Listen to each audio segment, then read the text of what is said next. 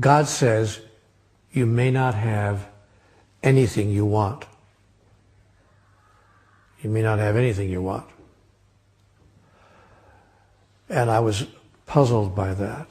And I said, well, I don't understand. I thought that when you want something, when you need something, when you are hoping for something, you go to God and you ask for it. God said, no, you don't understand how the system works. You don't understand how the system works. Or that even that there is a system. But here's how the system works.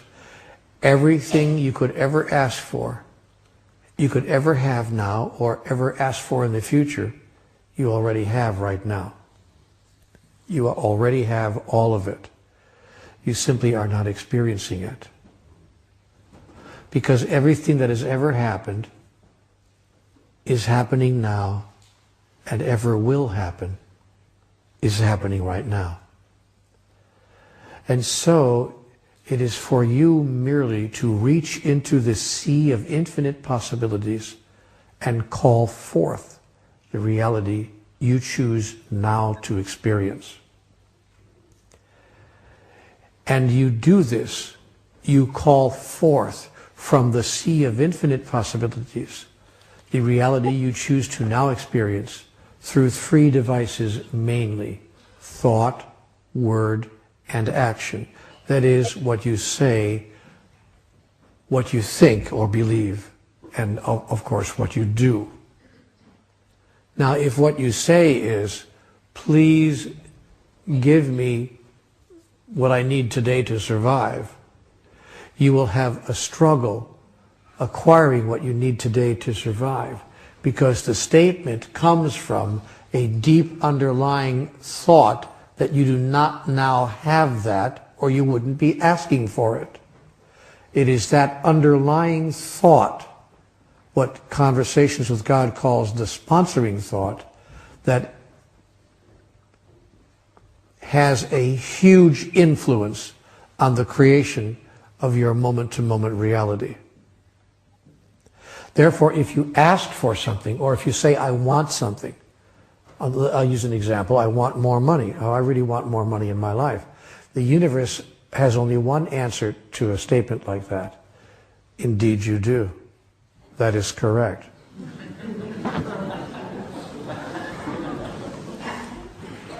See, the universe only says yes. Now, when you understand that, please forgive me, I know this is very elementary to most of us, but just to lay the groundwork, the universe has a universal response to every thought, and the universal response is yes. See, God only knows one word, yes. God has a very limited vocabulary. God says yes, yes, yes. Yes to what?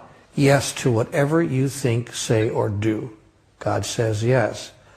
Now the good side of that is, the positive side is that God never says no. The bad side of that is, for those who don't know how the system works, God only says yes. So if you say, I am sick and tired of my life going like this, God says yes, that's true. I want more money. God says, indeed you do. Yes, that's true. You want money. That's true. And you will have the experience of wanting money because you're declaring, in fact, what's true for you. I want more money. Yes, you do. Yes, that's true. And so you will talk yourself right out of what you're trying to talk yourself into. Now, I don't want you to think that it's a matter of choosing the right words. I don't want you to get down to the point where you start parsing, like Bill Clinton. I didn't inhale or whatever.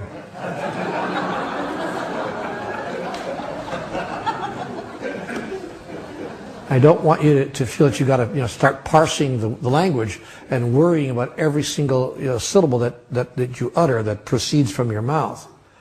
But you do need to look deeply at the sponsoring thought, that is, at the foundational idea from which your words emerge. That you do need to look at. Or to put it another way, if you're coming from lack and from a thought that there's not enough, and couldn't I please have more, You are having to overcome in the first instance your thought that there's not enough, which is very difficult to overcome because it's your foundational thought. Now one might argue, and your friend would argue, but Neale, that's all very sweet and good, except when a person's entire experience is that there's not enough, how could they have any thought other than that? How would you expect them to have another thought when their whole experience, the evidence of their own eyes, is that there is not enough? To which a master would reply, as all masters have, each in their own way, each in their own time, judge not by appearances.